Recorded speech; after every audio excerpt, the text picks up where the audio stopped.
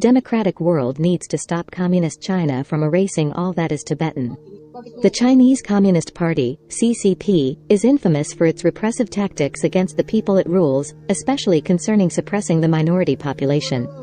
What is glaring is that Tibetans, specifically, seem to be at the receiving end of the CCP stick and have been allowed fewer civil and political rights compared to the Han Chinese, the majority ruling class in Communist China.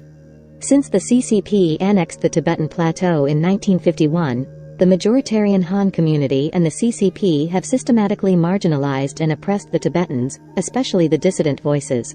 They have diluted the Tibetan culture and tried assimilation of the ethnic group into the broader Han community, called Sinicization. Further, the horror of the Tibetans and other ethnic minority groups, such as the Uyghurs, in China has not gone unnoticed globally.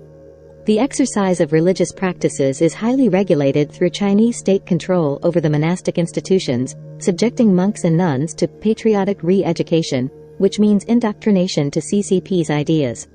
The experts further highlighted that Beijing wants to assume control over the Buddhist nations and influence the decision-making on the pretext of its religious commonality, which needs to be opposed by the global community.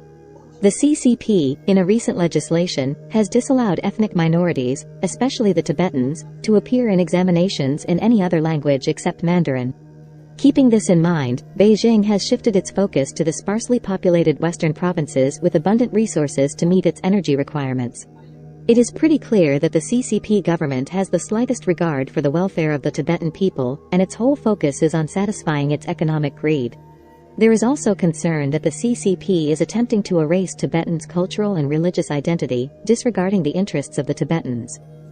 International human rights organizations must pay rightful attention to the situation, become actively involved, and thoroughly investigate the atrocities the CCP has committed against the Tibetan people to curb its aggressive anti-people policies at the cost of its ethnic minority population.